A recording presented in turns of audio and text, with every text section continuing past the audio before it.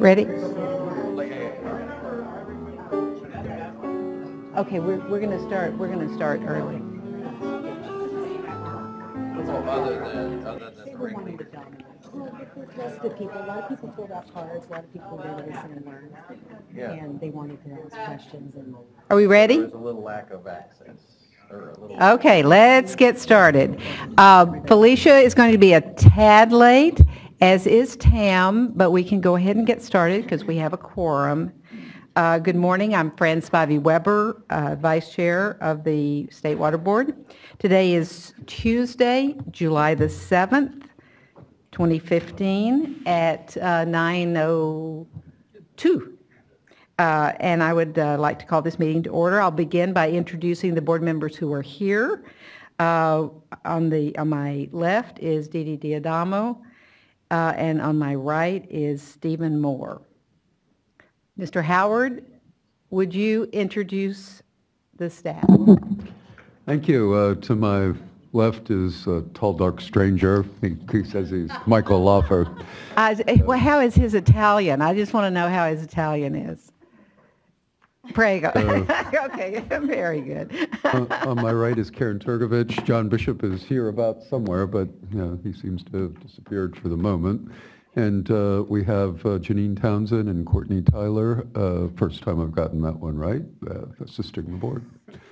Thank you.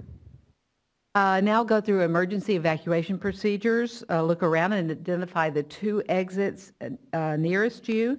In the event of a fire alarm, we are required to gather up our valuables and evacuate the room immediately. The staff will evacuate to Cesar Chavez Park across the street. But if you have other things you want to do, you can go wherever you wish. But obey all traffic signals and be careful when crossing the street. There will be an all clear signal given when the emergency is over, and we will return at that time. I also want to let you know that this meeting is being webcasted and recorded, so please speak into the microphone when you come up. And importantly, turn off your cell phones and beepers during this meeting. Now we will move on to public forum, and the board will hear from any person wishing to speak about any matter that is not pending before the board. Are there any cards? No cards. Okay, now we'll move on to the minutes. No minutes. Whoa, we're just moving through this quickly, aren't we? Next, we'll move to an uncontested item. Any cards on item number 2? No. Do I hear a motion? except there is a change sheet on this. That is correct. Absolutely. Yeah. Okay. I would move staff recommendation with the change sheet. Second. All in favor? Aye. Aye.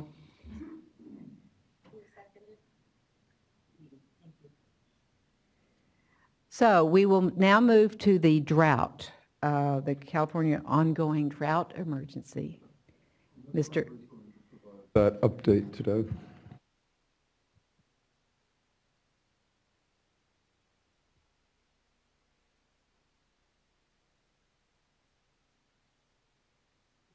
Good morning. My name is Les Grover. I'm Assistant Deputy Director for Water Rights, and I will provide the drought update today.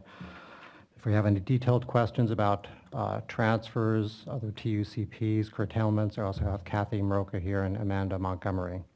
The status of curtailments. As of June 26th, all of the remaining appropriated water rights in the Upper San Joaquin River watershed with a priority date junior to 1903 were curtailed. Also on June 26th, appropriative rights in the Merced watershed with a priority date between 1958 and 1902 were curtailed. And 4 appropriative rights in the Tuolumne River watershed were also curtailed. Brief update on the curtailment certification form. On June 25th, the State Water Board issued an email notification to our drought subscribers informing them that some curtailed parties have not yet submitted a curtailment certification form. The list of parties that had not yet filed the form was published on the website. The response rate increased as a result of the reminder. Although the response rates remain low, these response rates must be put in context. For post-14 rights in the Sacramento and Delta curtailment area, we received responses representing 97% of the May to September demand. Similarly, for the post-14 rights in the San Joaquin curtailment area, we received responses totaling 95% of the demand. For pre-1914 rights, we received responses representing 62% of the demand.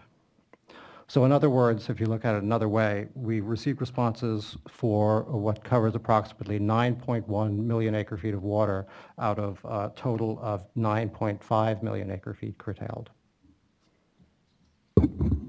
Could you give do you have the percentages as far as, not on the demand, but in total?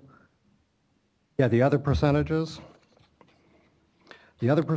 are actually a bit lower because that's, of course, then dipping into some of the smaller ones. So for the post-14 rights in the Sacramento River and Delta curtailment area, the response rate is 44%.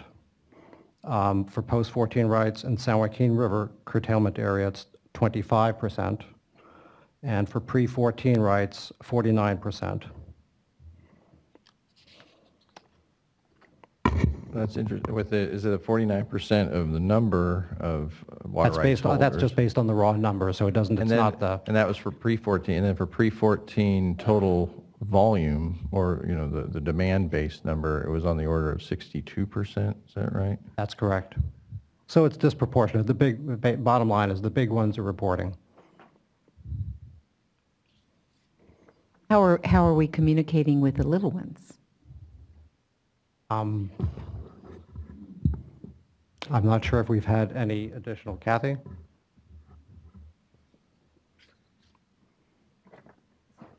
The reason I'm asking is not so much to pick on the little ones, but just so that there's a fairness issue here. Right. So our initial communication was by letter, and the follow-up was our LIRIS list server, and that server has over 7,000 persons on the membership subscription.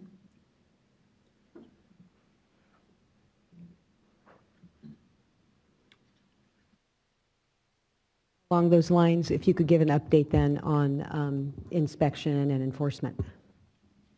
Yes, we have had inspections, well over 100 inspections to date. We are continuing to increase the number of inspectors in the field. At this point now, most of our inspectors are fully trained and out there helping us out. And what was the other item you wanted? Well, I asked about enforcement also. On enforcement, we have a number of items pending at this time that are on my desk, and we look forward to issuing items in the near future. Inspectors in the field. At this time, for the Division of Water Rights, our inspectors do both the complaints, which are up for drought, and they also do the curtailment inspections, and I have 24 inspectors doing that. I've got 8 Department of Water Resources inspectors that are solely on curtailment. I've got another 8 in-house reallocated resources that are doing curtailment inspections for me. And then I've got additional reallocated in-house resources that are providing in-house support services for the curtailment inspectors.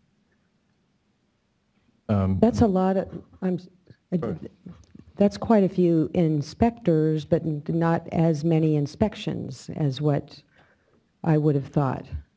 Yes, the initial weeks we had to do a lot of training work where we dedicated our staff to go out a certain number of times with each of the inspectors to show them what they're looking for.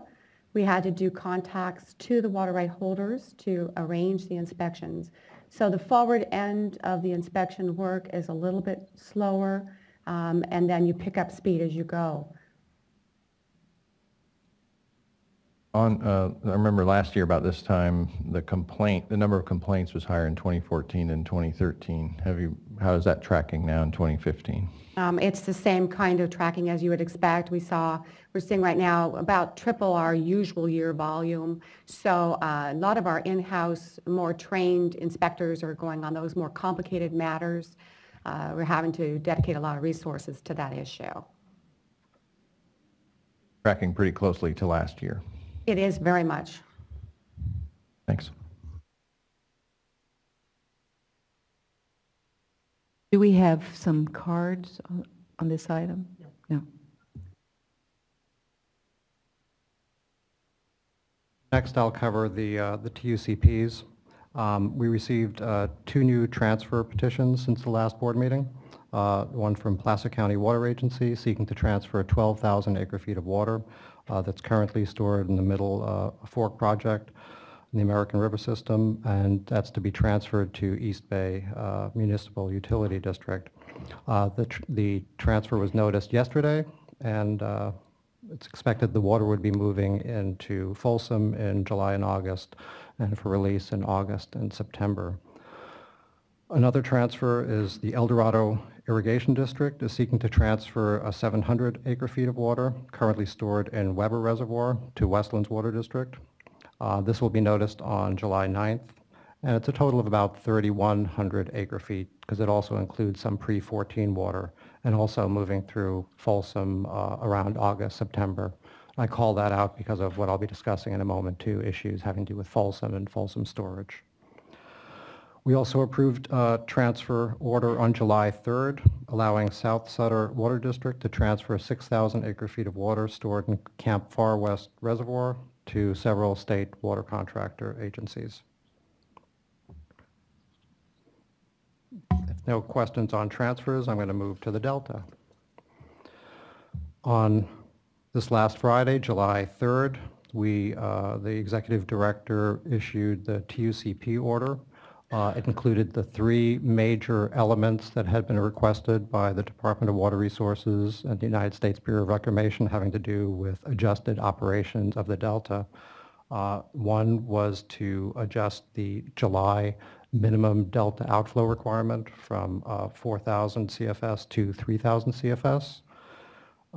Also to continue to adjust the Emeton standard to a revised location resulting in water savings to 3 Miles Slough, and finally to reduce Rio Vista flows from 3,000 CFS to 2,500 CFS.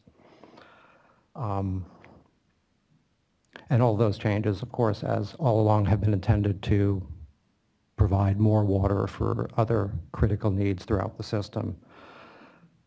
The order included, and this is a extending the applicability of the order. It had expired on June 30th, and now it runs through for another 180 days. Other new elements of this order, it includes additional monitoring, including more specific requirements for the United States Bureau of Reclamation having to do with Sacramento River temperature control, and I'll speak a little bit more about that because what we still have outstanding is approval of their Sacramento River temperature plan. We've done that as a 2-step process because the TUCP order actually links our 90-5 order having to do with operations of Shasta and Sacramento River temperature control. So we expect in the next day or so to also approve that temperature plan.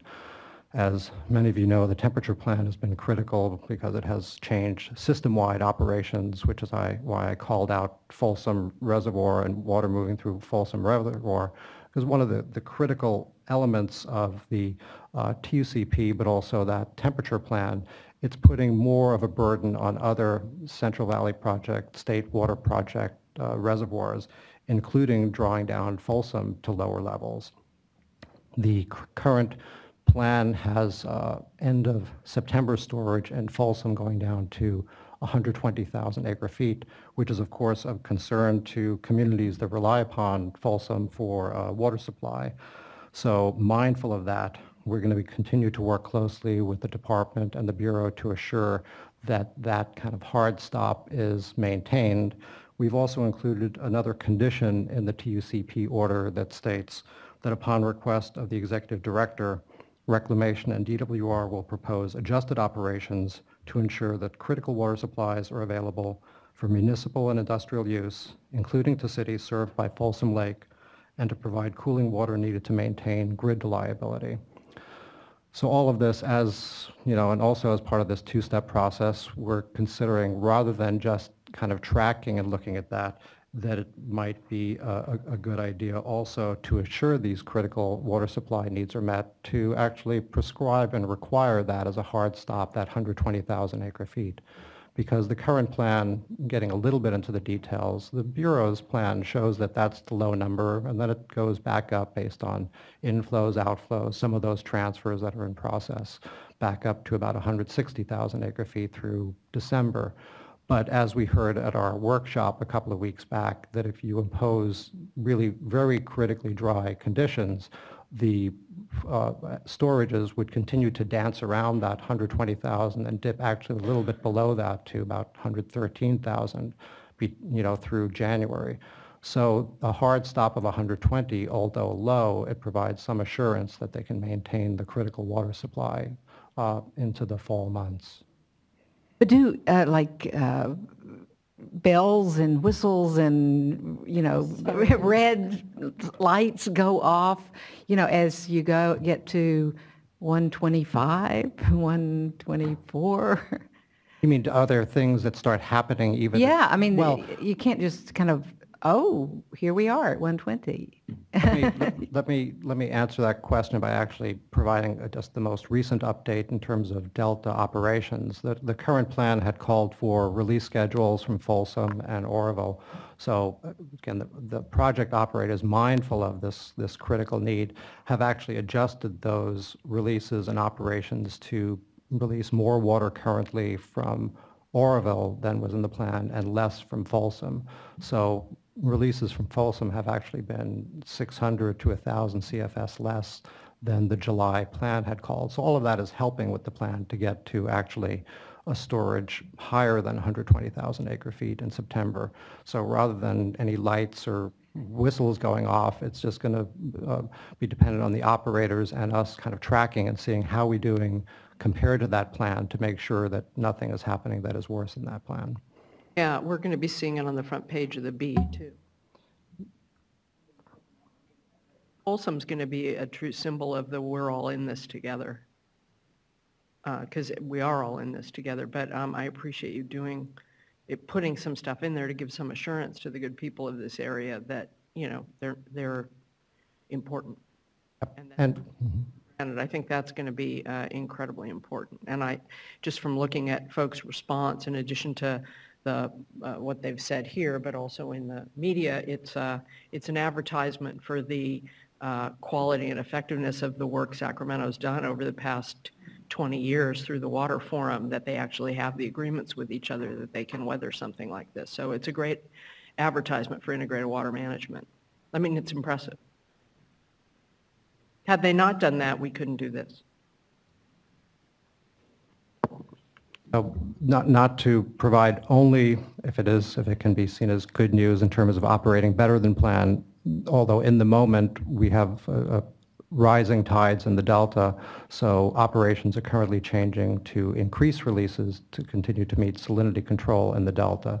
So that's all of these things are always rough forecasts, but releases are likely to go up to the planned numbers. But still, that balancing between Folsom and Oroville is continuing to keep them at the same levels. And the Bureau and the Department are going to wait and see what happens with the tides. But another critical check-in will be in about 2 weeks after that, at which time we'll have another drought update and with the project operators here. So it'll be another good opportunity to check in to see how we're doing compared to the plan. That's right. Being able to talk about it every 2 weeks at these meetings is another set of bells and whistles.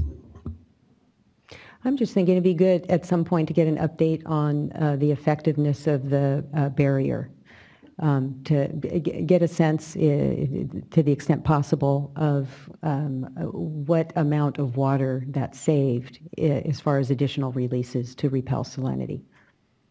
That's a great comment because one of the other elements in the TUCP order is for the RT DOMP, the Real-Time Management Operation Team, to evaluate what other additional monitoring could be done beyond what we're requiring and beyond what's already happening to better understand the effects of that barrier. So it's to get at just that. I think in general the consensus is that it's making things better than would have otherwise been the case, but it's a good question how much better and what other effects might it have. There have been some unexpected effects. I guess some ferries in the area have had trouble docking because of increased velocities in other channels, but All those observations, discussions are ongoing. One follow-up question from the workshop, or just to put things in context, we're talking about 120,000 acre-feet in Folsom, 250,000 acre-feet or so or more withheld in Shasta, affecting, on the order of 100,000 acre-feet going south of the Delta. And so there's a lot of sacrifices being made from these different sectors. How about on the environmental side? If you take the TUCP numbers and put it into thousands of acre-feet that have been quote-unquote curtailed for the environmental reasons in the Bay Delta, what's a rough estimate? The combined, and it always takes a little bit of time to figure out the exact numbers, but through the end of May, it appears the conserved water or redirected water was about 400,000 acre-feet, and the projection then through June, July, the rest of the year, will bring it up to between 600 and 650,000 acre-feet. But that's a combined number that takes into account not just changes in delta outflow, but also changes in the Edmonton Standard 3 Mile, which isn't strictly an environmental standard. That's for protecting the ag beneficial use. So we could potentially figure out the precise numbers, but in total combined, it looks like we're headed towards about 650,000 acre-feet of water made available. Thank you.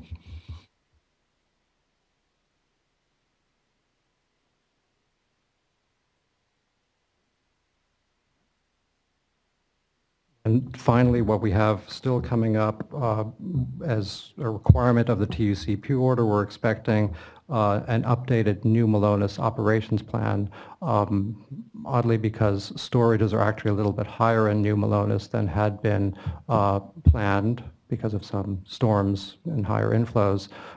They were unable to use the lower level outlet to do temperature control, so we're asking for an adjusted plan to see, well, how do we get through this year, and also what can we do in subsequent years to be able to maintain temperature control when we have lower storages of this type in New Malonis. And also upcoming, we're still waiting on the evaluation of the fishery agencies, is a TUCP having to do with adjusted dissolved oxygen requirements on the Stanislaus River, also related to lower flows, higher temperatures, things like that. And that should be in the next 2 weeks, I think, as well. And with that, that's all I have. I'll take any questions. Any other questions? Thank you for all your work in the last few weeks. The Water Rights Division, working very hard. I want to acknowledge your efforts. Thank you. You're exercising muscles you probably didn't even know you had, like in your brain, in terms of how many different cylinders you're having to hit on. And It's like a puzzle. It's the worst final exam question ever. thank you. Yeah, it is, right. I neglected to introduce Nathan Weaver to my left here, attorney in OCC. I'm not sure if you all have met him, but thank you. Thank you very much. Very sobering and very serious.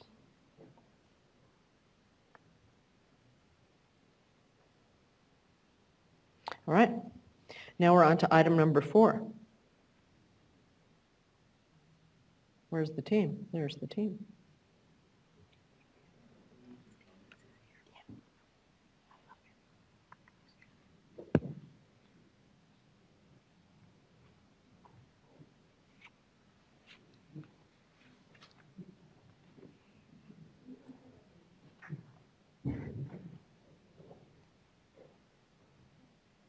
I thought you were supposed to be in court.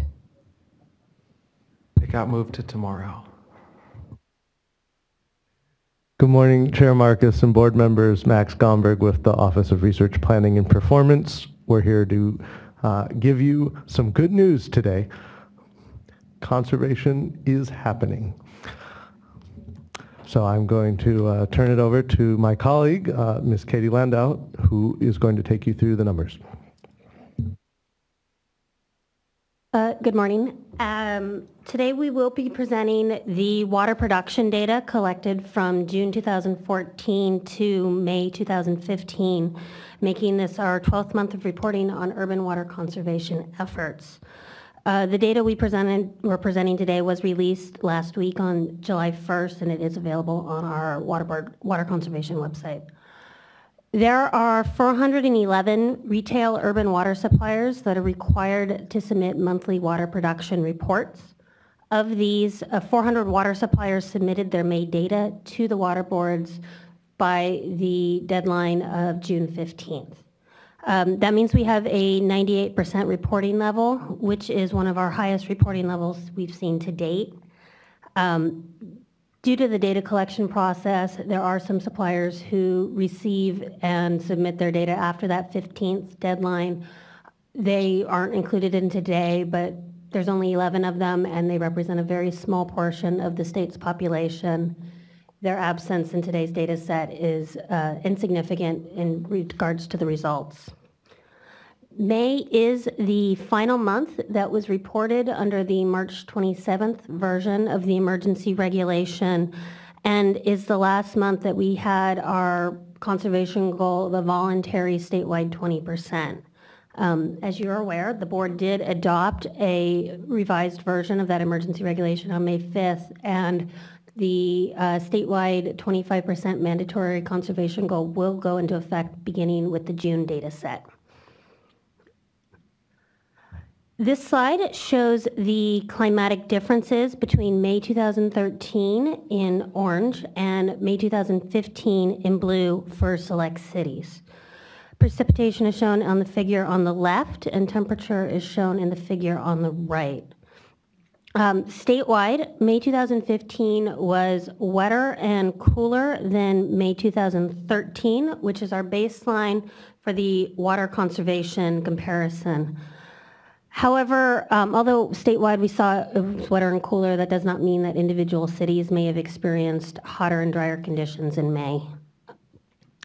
Typically, we've seen that the northern portions of the state receive more rainfall than the southern portions. As you can see in the precipitation figure on the left, that's not what we saw in May. Overall, the South Coast did see a significantly higher amount of rainfall, both in comparison to 2013 as well as the North Coast.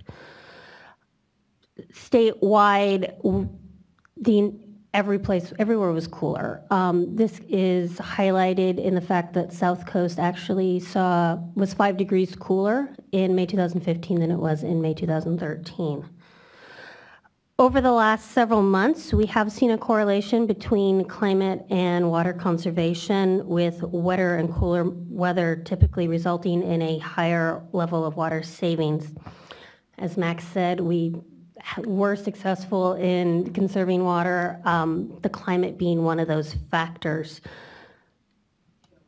The lesson from that is positive reinforcement. We did so well in May, but too early to have a party. Correct. This slide shows the trend in statewide water production in billions of gallons on a monthly basis for the 12 months we have been reporting on conservation efforts. The 2013 water production baseline is shown in orange, and the June 2014 to May 2015 water production numbers are shown in blue. Historically, water production is significantly higher during the summer months and lower through the fall and winter months, as exemplified in the orange baseline. The higher baseline water productions for the summer months allows for both higher total water savings and percent conservation. Looking at this graph, we can accurately state that a 25% reduction in July is almost equivalent to a 50% reduction in November in terms of water savings. The opportunity for high level of savings in the summer months emphasizes the need for all Californians to continue and expand their conservation efforts over the coming months to ensure that we are able to achieve that 25% statewide conservation target. And for those of you familiar with energy usage, they call the energy usage curve the duck curve.